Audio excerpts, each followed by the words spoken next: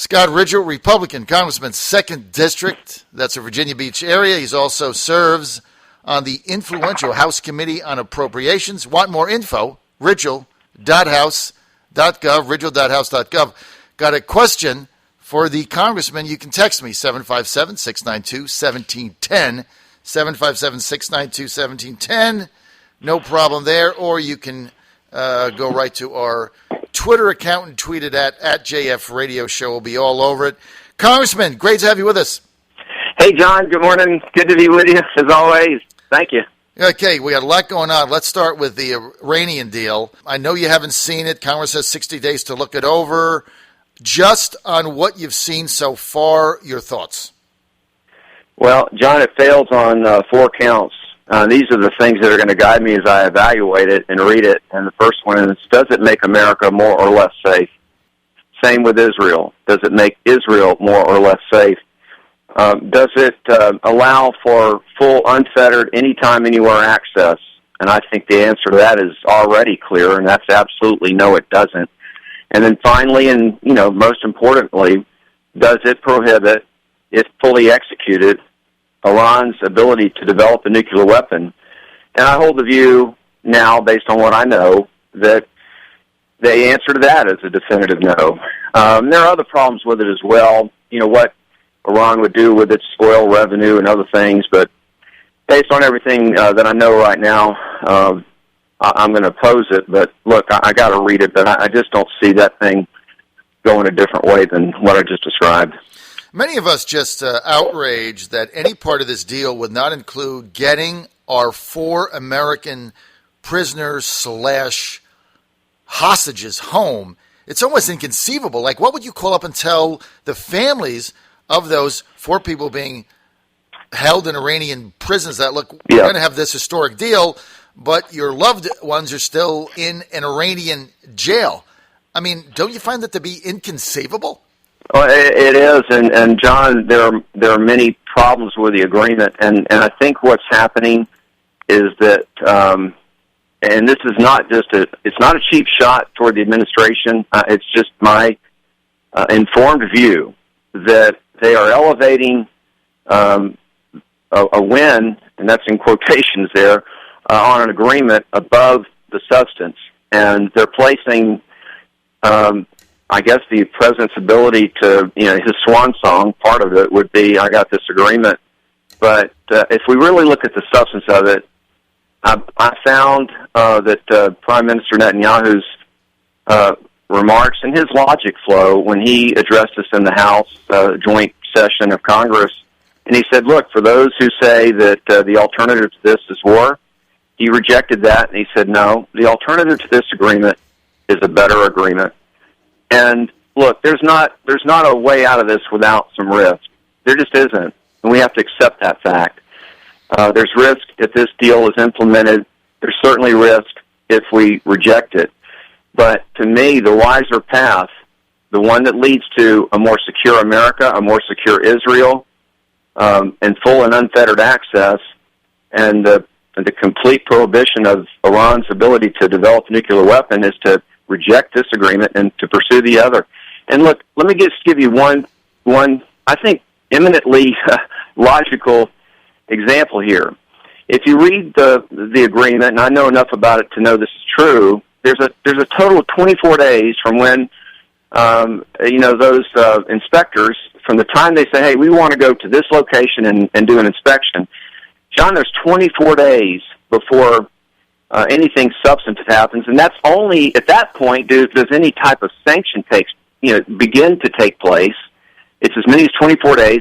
So it'd be like someone saying, look, you can come in and clear my house, you can inspect my house for contraband, but don't go in the second bedroom door on the right. You can't do that for 24 days. It's not logical, John, and that's why I think it's a bad deal. Look, the thing is outrageous. That one piece right there, you got President Obama getting on TV and saying the same thing over and over and over again, which is it's verifiable. It's verifiable. As if he says it's real. It's not, because the example we gave, it would be like the FBI that is investigating a company for securities fraud saying, look, a week from Wednesday at 8 a.m., you got 10 days, we're going to show up and do a raid. I mean, they would wipe their server clean like Hillary Clinton did. They'd shred their documents, and that would be the end of it. I mean, it doesn't make any sense. Well, I think what we need is a leader in the White House who has a sober and accurate understanding of who we're dealing with. I mean, the Iranians are known by their behavior, and I've often said in the business setting, and even in this public service, that the best indicator of future performance is past performance. And if the Iranians are good at one thing, they're darn good at the perverse art of deception and delay and obfuscation, and just putting every roadblock in front of what must be done to get to a right and humane decision on virtually anything. So this is a group. I know this term has been tossed around with some other types of meetings, but I really see them as thugs. I mean, they are not moving humanity toward anything that is good. So I don't think the president really has that sober assessment. There are a lot of wonderful Iranians. We know that the youth in particular, I think, would be more open to a stronger relationship in the West. But we're not dealing with fine men and women here. They're a bad group of folks.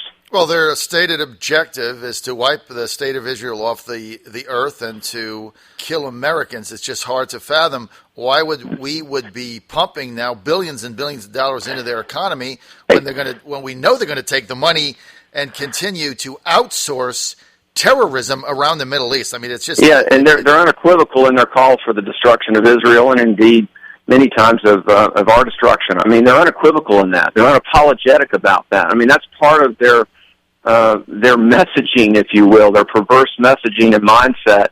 And it's for that reason, John, that to the extent that agreement is reached, the access to different facilities needs to be sharply improved. And that's the kind of practical improvement that I think could be made to the agreement with more pressure. It's no question that these sanctions are hurting the country. It's unfortunate that it's hurting the good people of Iran, but that has to be done in order to get the leadership to pivot and to allow better access to free the 4 Americans that you mentioned. And there are other things as well. So I really believe that the best course of action, based on everything that I know, is that this agreement be rejected by Congress. I'd hate to think that the president would be able to override that. There's some conventional wisdom that with a tremendous amount of Democratic support that he'd be able to, but I would hope not. Congressman, I look at this, a lot of other people do. It seems like almost Wag the Dog, that old movie, because we need they're going to have 2/3 to override it. And, right. The Senate had an opportunity to turn this into a treaty where it would just be 50% plus one. They rejected that. We know they're not going to get 2/3. Everybody knows that going in. So to some of us, it seems like one big political congressional charade. What say you?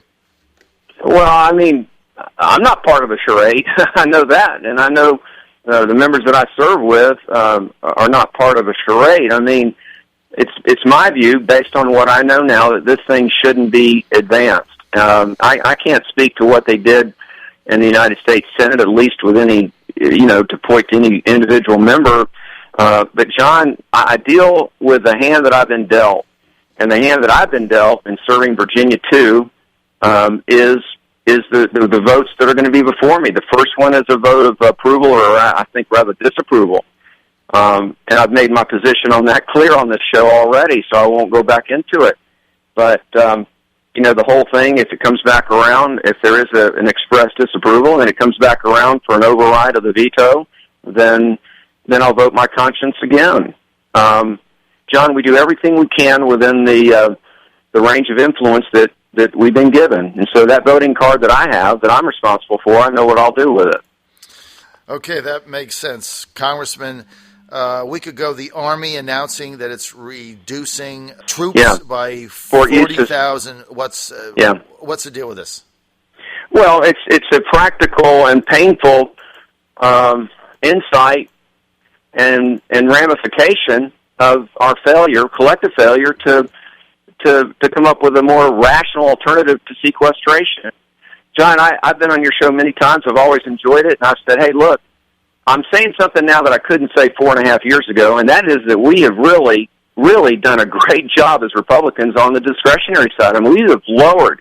I'm not talking about lowered the rate of growth and all that stuff. No, we have actually lowered in a sharp degree by about $160 billion a year discretionary spending.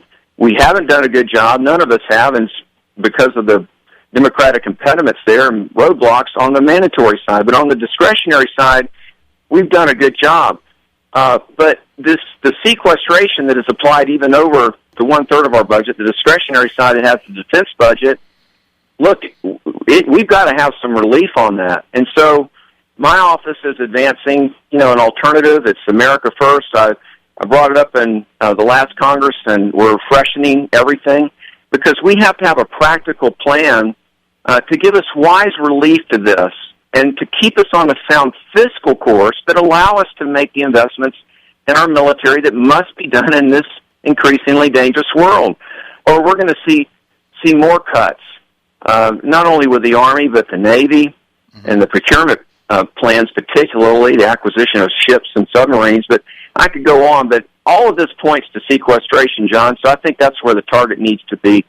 Where we need to focus our energy is on sequestration and lifting it in a wise way. How do you stop it? Well, I think the key is to find common ground, which is so elusive in this town.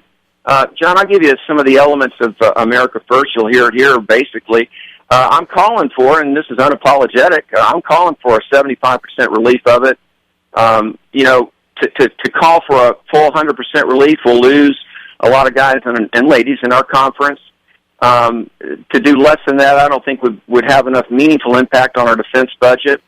I think we need to incorporate a way to navigate through this debt limit. And I think we ought to shift off of a total aggregate amount and shift instead to a percent of our GDP. That is, what we owe is a percent of our GDP.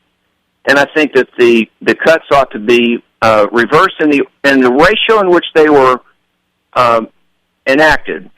That way, I think we can hold on to enough Democratic votes to where we get something done. John, I could have rattled off the most conservative plan, and everybody would have, maybe on the hardest of the hard right, would have clapped and said, hey, that's great. It wouldn't have gone anywhere. Mm-hmm. I think what I've articulated here and laid out is something that actually has a reasonable chance of passage and would, in a meaningful way, set our country on a better course, financially and defense-wise.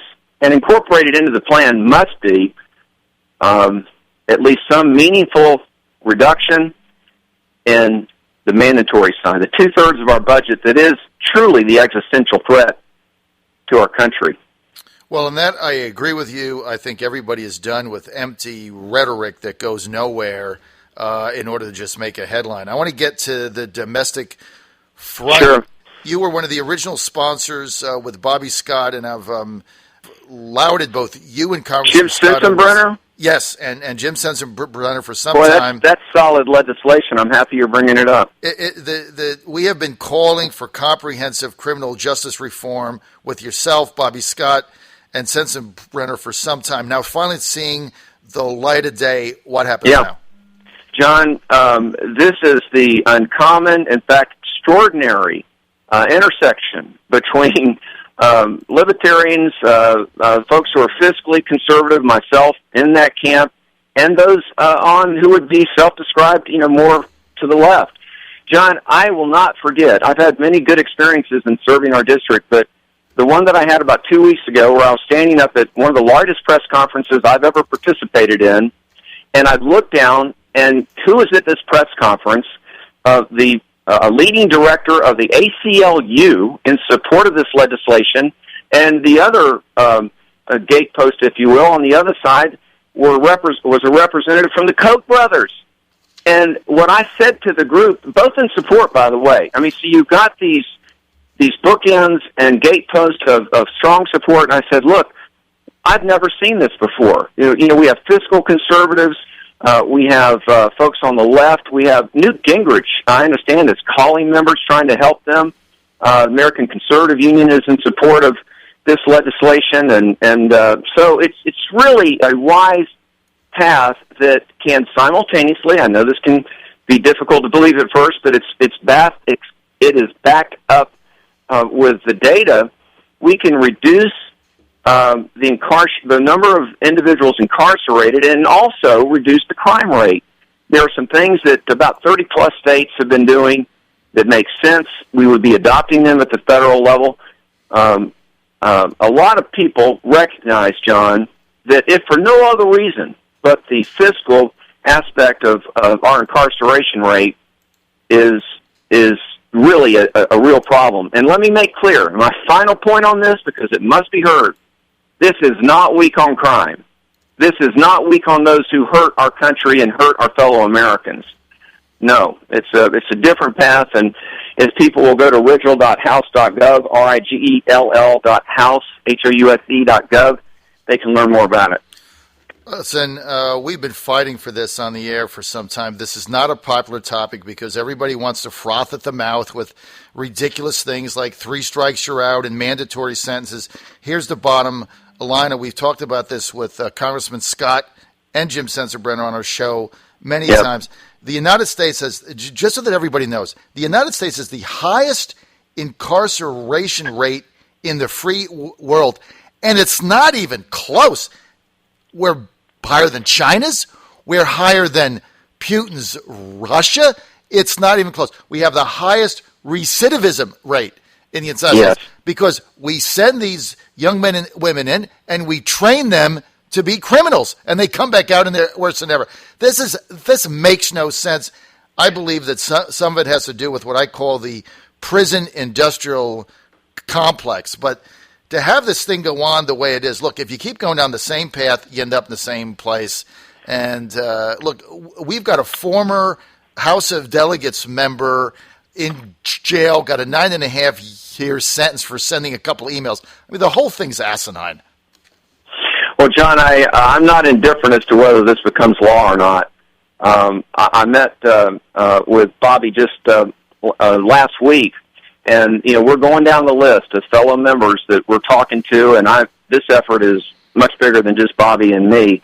But I really see this as a like the sun is shining for a moment on bipartisanship. This makes good sense, and I'm reasonably confident because of how unique it is and the broad spectrum of support that it has, that I really believe this can become law. And I was just delighted to be, a part of it from its inception there as an original co-sponsor. And I appreciate Bobby asking me to do that. And I looked at it and said, yeah, this aligns with my values and what I think is best for our country. So I'm proud to co-sponsor it, and it's gotten the media attention that it merits. It has. Well, I can tell you that with this, both yourself and Congressman Bobby Scott, you're going to be on the right side of history. I got 4 more minutes and 2 big issues. I want to get to the VA Accountability Act. This is House Bill 199 for Concerned Veterans for America and others, looking for you to become a co-sponsor of that. What do you think? John, I can't imagine any bill that would advance the cause of doing right by our veterans that I wouldn't support. In fact, as a son of an Iwo Jima veteran who's doing great at age 92, his service inspired mine, John. And anytime I walk up to a microphone and talk about veterans, it's not a talking point.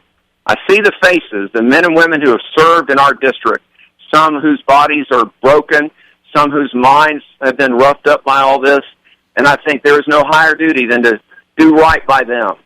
So if I've not sponsored this or co-sponsor it, it's only because I hadn't gotten to it. But I'm all in, John, and helping our veterans, and just based on the title of it, if it does what the title says, I'll be an enthusiastic co-sponsor of that. I know the group. I'm very familiar with them. They come and met with me. My Kenny Golden, a retired Commodore, Navy Commodore, I believe, is part of that group, and I respect what they're doing. Okay, Congressman, couple more minutes. We had Chairman of the House Judiciary Committee, Bob Goodlatte, on our show last week. He became unglued over the sanctuary cities in America. Virginia Beach actually is listed as one of them. Do you think these make any sense, and are you going to do anything to defund them? Bob's response was warranted. I mean, there should be outrage at this when a father hears his daughter's last plea sitting there. Dad, please help me. She's been shot by this guy who shouldn't be here. He should have been deported and many years ago. But let's talk about the facts of the matter as it relates to Virginia Beach. John, I've always said, and I hope my record, and I believe it does, reflect that I go where the facts lead me. And I think this is an unfair charge against Virginia Beach. And if somebody can bring facts that contradict that, I'll certainly look at them. But I know Sheriff Ken Stolley, he's a good man. And by state law, he has got to call, his officers have got to call ICE and let them know if they've got somebody in their custody who is not here lawfully, or at least they believe that they're not here lawfully. What he can do under state law, and just what makes sense, is he can only detain them as long as he's got the state law supports that. And if he is given a warrant from another state or federal authorities saying to hold the prisoner, he'll do so.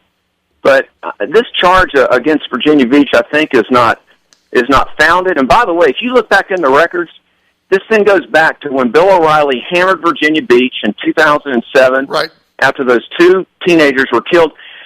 I wasn't running for office or thinking about running for office, but if you look back in the Virginia Pilot, I wrote an editorial that they printed, and it called for strict enforcement of our immigration laws and deporting people like this, and really protecting the American people. I felt strongly about it before I ever sought office. But this charge against Virginia Beach, in my view, is unfounded unless somebody else can. I'm not into the sensationalism. I think it hurts our country. It prevents a focus on the more rational topics, that of really working through them in a fact-driven way. So, do you have any information that would say that Virginia Beach is truly a sanctuary city? I got one website that had listed it as a sanctuary city, but this is the way I'm going to clear it up. I'm going to call Sheriff Stolley today. I'm going to get him on my show in the next couple of days. All good. And we're going to just get the answer one way or the other. Hey, let me make clear. Just yesterday, John, in the Appropriations Committee, I voted for my friend Congressman Yoder's amendment, which would prohibit grants from going to these sanctuary cities. There are many cities who are just flat out and vocal that they are, and that cannot stand, John. We need to stop that. All the Republicans voted for it. I believe the record reflects that all the Democrats voted against it. That ought to be instructive to us.